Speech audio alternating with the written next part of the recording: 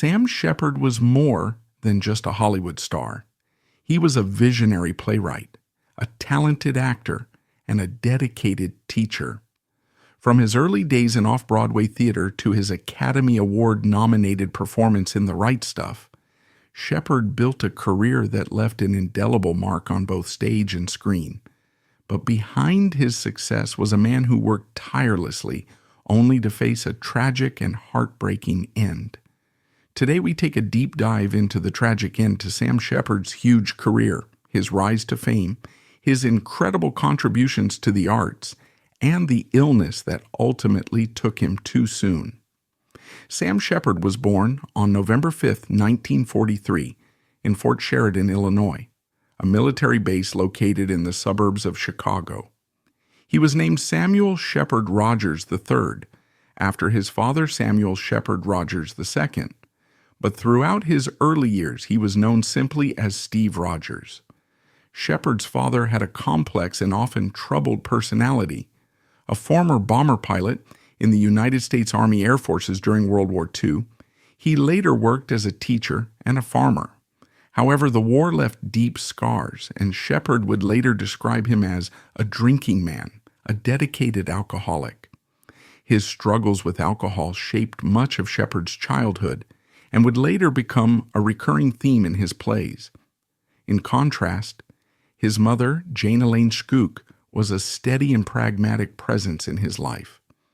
A Chicago native and school teacher, she provided a sense of structure and intellectual curiosity that helped counterbalance the instability caused by his father's drinking. When Shepard was still a young boy, his family relocated to Southern California, where he spent most of his childhood. Growing up in the rural landscapes of the West had a profound impact on him, influencing both his personal identity and the themes of his later writing.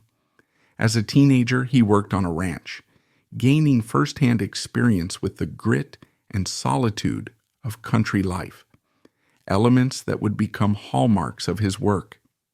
He attended Duarte High School in Duarte, California, where he was an average student but showed an early interest in creative expression.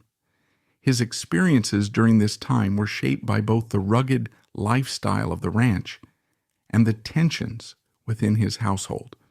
After graduating in 1961, he enrolled at Mount San Antonio College with the intention of studying animal husbandry, seemingly following a practical career path.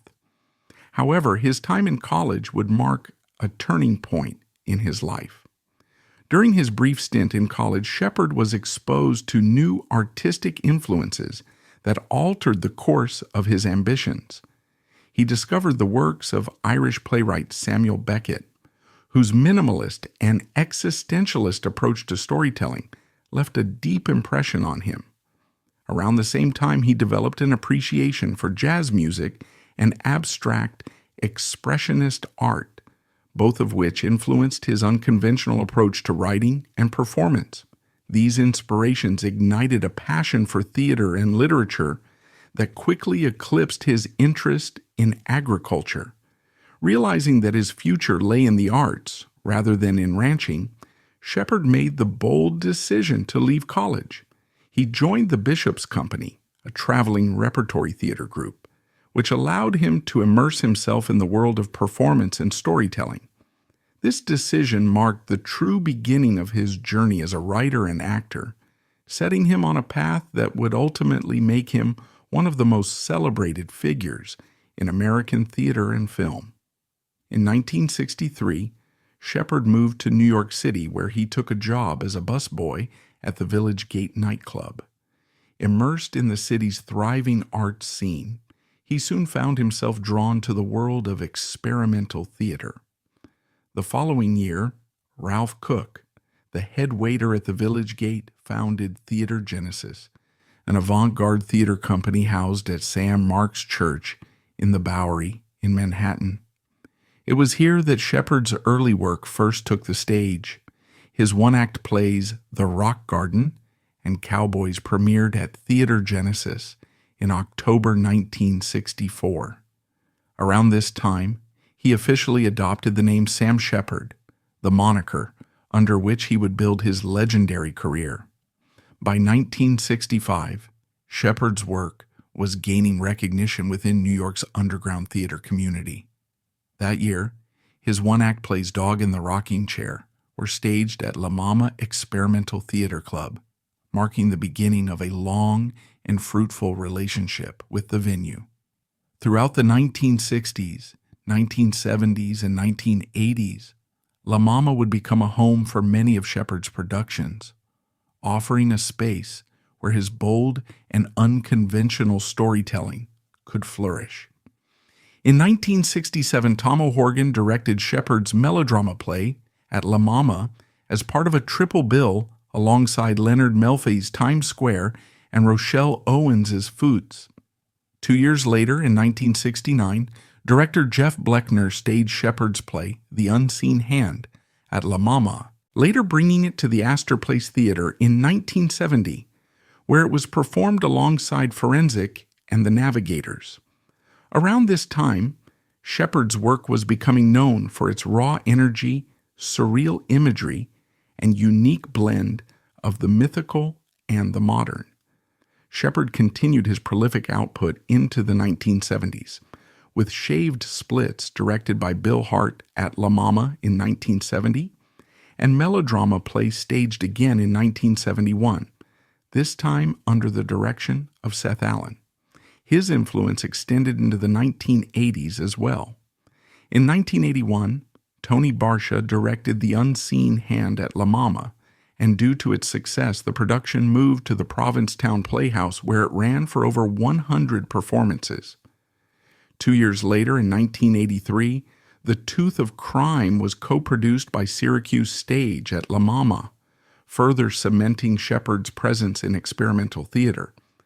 That same year, Superstitions and The Sad Lament of Pecos Bill, on the eve of killing his wife, were co-produced by the Overtone Theater and New Writers at the West Side, adding to his already impressive body of work. Shepard's collaborations with fellow artists also contributed to his reputation as a groundbreaking playwright. In 1984, John Densmore, best known as the drummer of The Doors, performed in a double bill featuring his own play Skins alongside Shepard and Joseph Chaikin's Tongues, both directed by Tony Abadamarco at La Mama. The following year, in 1985, Nicholas Swiridinko directed a production of Shepard's Geography of a Horse Dreamer at the same venue, continuing his legacy of producing thought-provoking, boundary-pushing theater. Throughout his career, Shepard remained a central figure in the world of experimental and off-Broadway theater, constantly pushing the limits of storytelling with his unconventional narratives, poetic language, and deeply American themes of isolation, masculinity, and the search for identity. His early works, performed in intimate alternative spaces like La Mama and Theater Genesis, laid the foundation for what would become one of the most influential playwriting careers of the 20th century. Several of Shepard's early plays, including Red Cross, 1966, and La Turista, 1967, were directed by Jacques Levy, a frequent collaborator who played a key role in bringing Shepard's experimental works to the stage.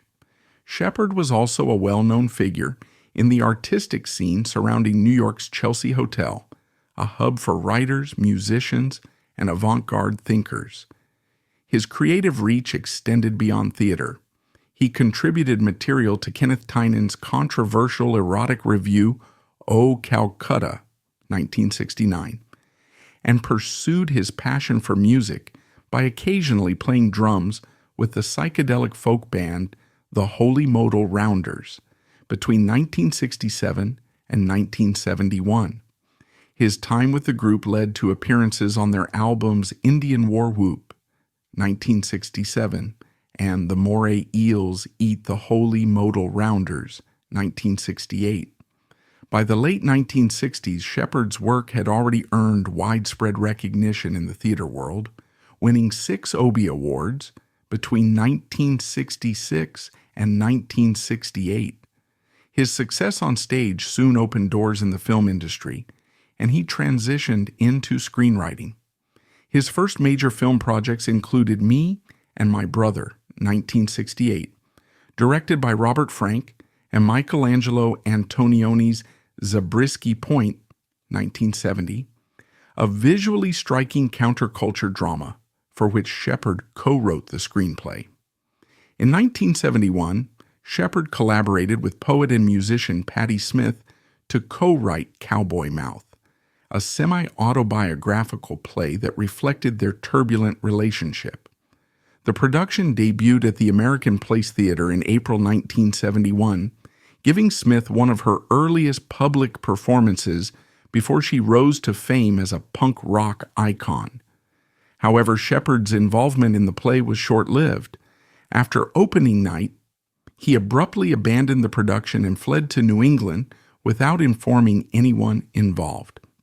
Not long after, Shepard relocated to London with his wife, actress Olan Jones, and their young son. While living there, he became deeply involved in the study of G.Y. Gurdjieff's Fourth Way, a spiritual philosophy that would influence his thinking for much of his life. After spending several years abroad, Shepard returned to the United States in 1975 and settled on a 20-acre ranch, the Flying Y, in Mill Valley, California. There, he embraced the rural lifestyle he had always been drawn to, raising a colt named Drum and riding an Appaloosa named Cody with his son. While continuing to write plays, he also spent a semester teaching as a Regents Professor of Drama at the University of California, Davis. That same year, Shepard joined Bob Dylan's Rolling Thunder Revue as the screenwriter for Rinaldo and Clara, a film that emerged from the tour. However, since much of the film's content was improvised, little of Shepard's script was actually used. Despite this, his experience on the tour became the basis for Rolling Thunder Logbook, a diary-style account of his time traveling with Dylan, which was published in 1978. A decade later, their creative partnership continued when Shepard co-wrote Brownsville Girl, an 11-minute epic that appeared on Dylan's 1986 album Knocked Out Loaded, and later on, various compilation releases. In 1975, Shepard was appointed playwright in residence at the Magic Theater in San Francisco, a position that proved to be one of the most significant in his career. During his time there, he wrote some of his most acclaimed works, including what would later be known as his family trilogy. One of the plays in this trilogy, Buried Child, 1978, earned him the Pulitzer Prize for Drama and received 5 Tony Award nominations. The success of Buried Child marked a turning point for Shepard, solidifying his place in American theater and leading to the creation of several of his most celebrated plays, including True West, 1980, Fool for Love, 1983, and A Lie of the Mind, 1985. Buried Child was a darkly comic and unsettling exploration of family dysfunction, centering on a young man who returns to his grandfather's rural Illinois farm only to find himself met with eerie indifference and the weight of long-buried secrets. The play was widely recognized for its deep psychological complexity, and with it, Shepard firmly established himself in the lineage of great American dramatists, following in the footsteps of Eugene O'Neill, Tennessee Williams, and Arthur Miller. His subsequent works, True West and Fool for Love, were both nominated for the Pulitzer Prize, further reinforcing his reputation as a master of contemporary American theater. While initially regarded as part of the family trilogy, some critics have since argued that Fool for Love and A Lie of the Mind extend the series into a quintet, given their thematic connections. Between 1966 and 1984, Shepard won an unprecedented 10 Obie Awards for writing and directing, making him one of the most decorated playwrights in the history of the off-Broadway scene. His ability to blend raw emotion with surreal, often dreamlike storytelling set him apart from his contemporaries and helped redefine American theater. Even decades later, Shepard's work continued to be revisited and reinterpreted. In 2010, A Lie of the Mind was revived in New York, coinciding with the debut of his new play, Ages of the Moon. Reflecting on the contrast between the two works, Shepard admitted that A Lie of the Mind felt awkward in retrospect, explaining, "All of the characters are in a fractured place, broken into pieces, and the pieces don't really fit together." In contrast, he described Ages of the Moon as like a Porsche. It's sleek. It does exactly what you want it to do, and it can speed up but also shows off great breaks. The revival and premiere of these plays also coincided with the release of Shepard's book, Day Out of Days. Stories, 2010, a collection of short stories, poems, and narrative sketches. The pieces in the book were drawn from the countless leather-bound notebooks he had carried with him throughout his life, offering readers an intimate look into his creative process and the mind of one of America's most enigmatic playwrights.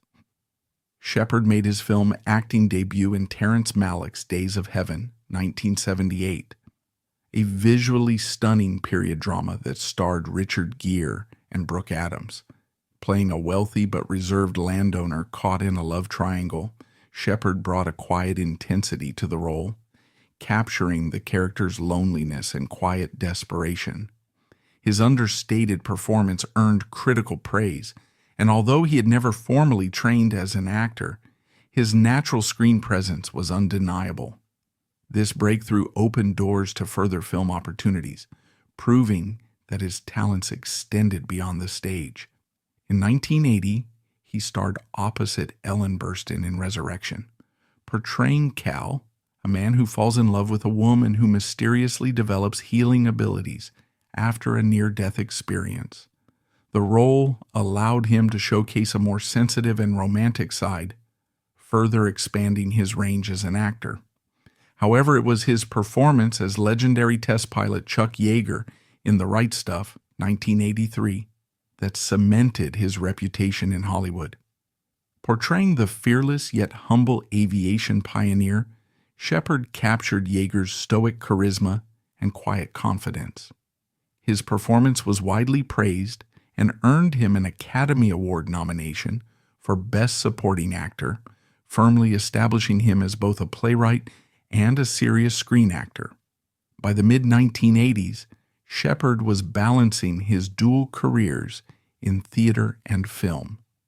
In 1986, Robert Altman adapted his play, Fool for Love, into a film, with Shepard reprising his lead role as Eddie, a volatile drifter entangled in a passionate and destructive relationship.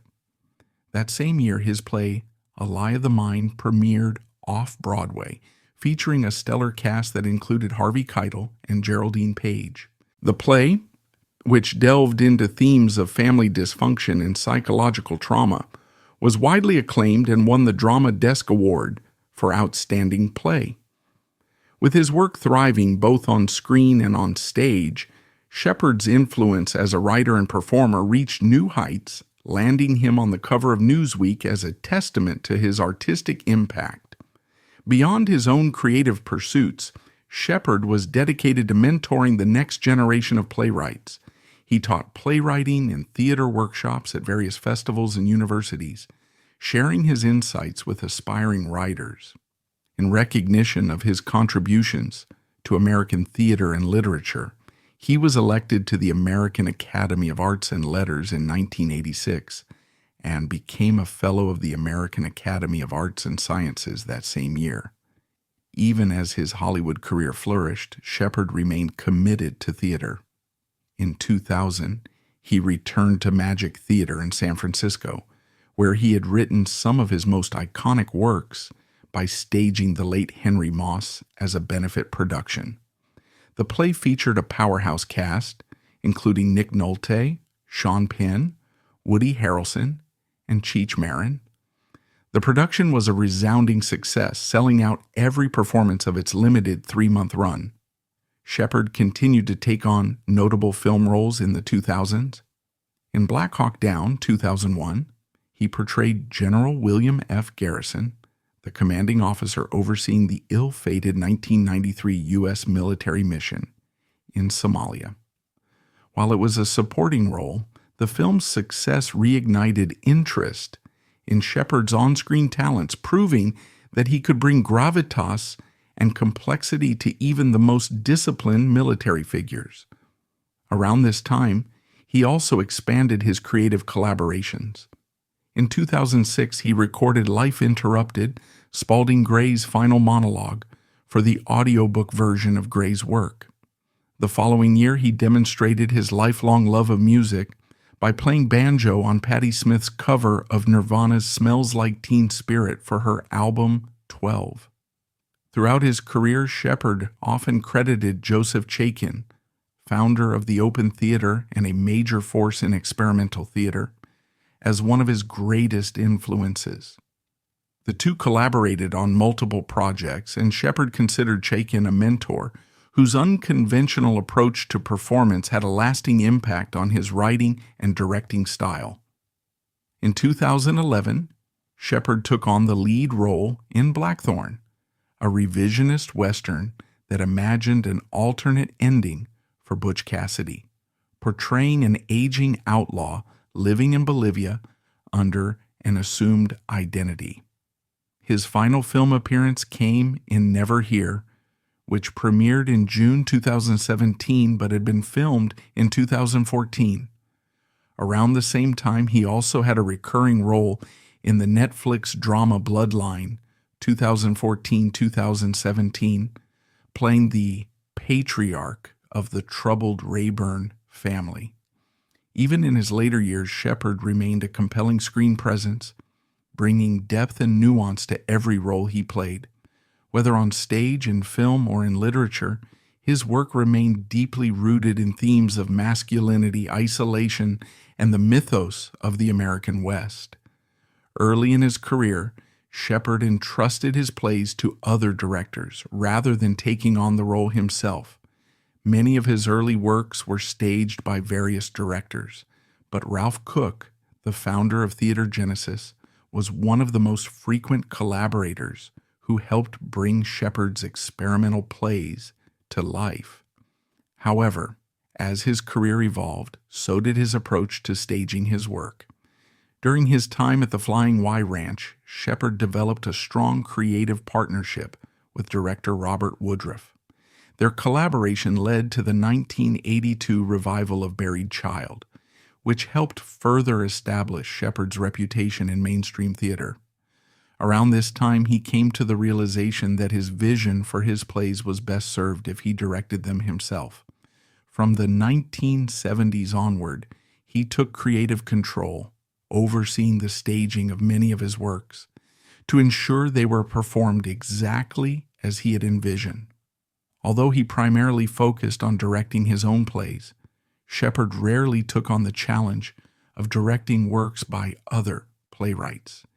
His directorial efforts extended into film as well, though he only directed 2 movies and did not consider filmmaking a major passion. When Shepard first arrived in New York City, he lived with Charlie Mingus III, a high school friend from Duarte, California, and the son of jazz legend Charles Mingus. The city's thriving artistic community quickly pulled him in, and he soon moved in with actress Joyce Aaron, fully immersing himself in the avant-garde scene of downtown Manhattan. Living among playwrights, poets, musicians, and experimental artists, Shepard found himself at the epicenter of the off-Broadway movement, which shaped much of his early work. His creative pursuits extended beyond theater. From 1967 to 1970, Shepard played drums for the Holy Modal Rounders, a psychedelic folk rock band known for its eccentric style and irreverent humor. He contributed to 2 of their albums, Indian War Whoop, 1967, and the Moray Eels Eat the Holy Modal Rounders, 1968, blending his passion for music with his growing reputation as a playwright. This period reflected the free-spirited, boundary-pushing ethos that defined Shepard's early career, one that embraced experimentation across multiple art forms. In 1969, Shepard married actress Olan Jones, and in 1971 they welcomed their son, Jesse Mojo Shepard.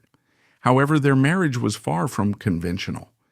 During this time, Shepard had an affair with musician Patti Smith, whom he met in New York's underground art scene. At the time, Smith had no idea of Shepard's rising status as a playwright until their mutual friend, Jackie Curtis, revealed his success.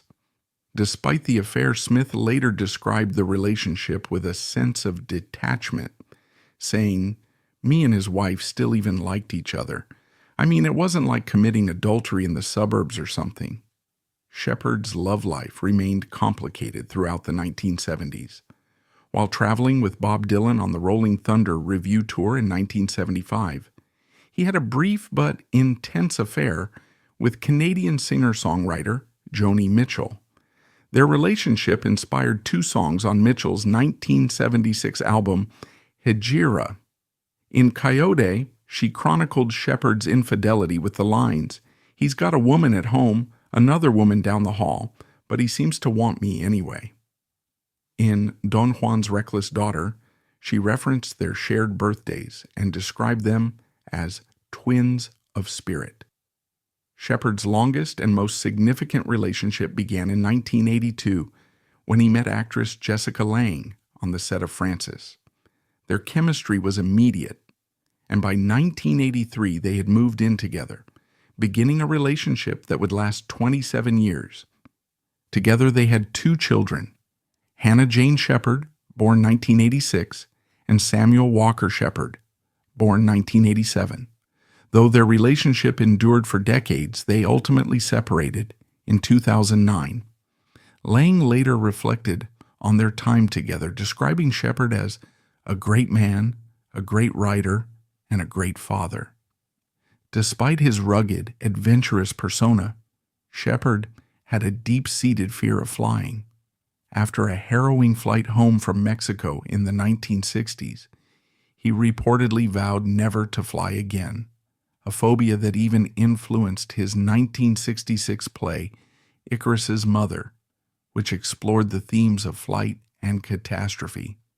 However, in 1982, he made an exception while preparing for his role as Chuck Yeager in The Right Stuff. To better understand the legendary pilot he was portraying, Shepard agreed to let Yeager take him up in a jet, briefly overcoming his fear for the sake of authenticity. In his later years, Shepard faced legal troubles related to alcohol abuse. On January 3, 2009, he was arrested in Normal, Illinois, for speeding and driving under the influence. He later pleaded guilty, receiving a sentence of 24 months probation, alcohol education classes, and 100 hours of community service. In May 2015, he was arrested again in Santa Fe, New Mexico, on aggravated DUI charges. However, these charges were later dropped due to insufficient evidence for a conviction. Beyond his relationships and legal issues, one of Shepard's most enduring friendships was with Johnny Dark, the stepfather of his first wife, Olan Jones. Their decades-long bond was chronicled in the 2013 documentary Shepard and Dark, directed by Treva Wormfeld. On July 27, 2017, Sam Shepard passed away at his home in Midway, Kentucky, at the age of 73 due to complications from amyotrophic lateral sclerosis, ALS. His death marked the end of a career that had redefined American theater, blending poetic storytelling with raw, unfiltered portrayals of family, masculinity, and the mythic American West. Shepard had kept his illness private, and his passing came as a shock to many in the artistic and entertainment communities. Despite his declining health in his final years, he continued to write, completing his last work, Spy of the First Person, which was published posthumously. Patti Smith, his longtime collaborator and former lover, honored him with a moving tribute in The New Yorker, reflecting on their deep creative bond and his lasting influence.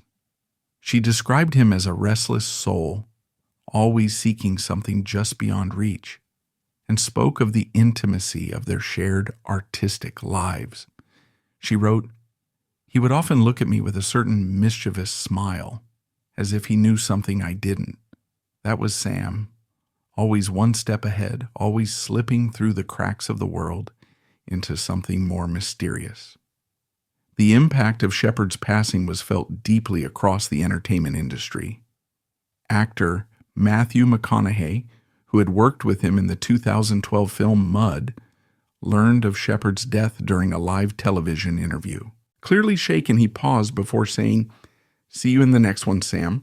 A simple yet poignant farewell to the man whose presence had left an impression both on and off the screen. Shepard's legacy is preserved not only through his extensive body of work, but also in the archives that house his writings and personal papers. His manuscripts, notes, and correspondence are split between two major institutions: the Whitliff Collections of Southwestern Writers at Texas State University, which holds 27 boxes spanning 13 linear feet, and the Harry Ransom Center at the University of Texas at Austin, which contains 30 document boxes covering 12.6 linear feet. These collections provide insight into his creative process and ensure that future generations can study and appreciate his contributions to literature, theater, and film. Sam Shepard's life was a testament to passion, creativity, and relentless dedication to his craft. Though ALS cut his journey short, his impact on theater, film, and the generations of artists he inspired will never be forgotten. His legacy lives on through his plays, his films, and the countless people he influenced. What's your favorite Sam Shepard play or film? Let me know in the comments below. And if you enjoyed this deep dive, don't forget to like, subscribe, and turn on notifications for more. Thanks for watching, and I'll see you in the next one.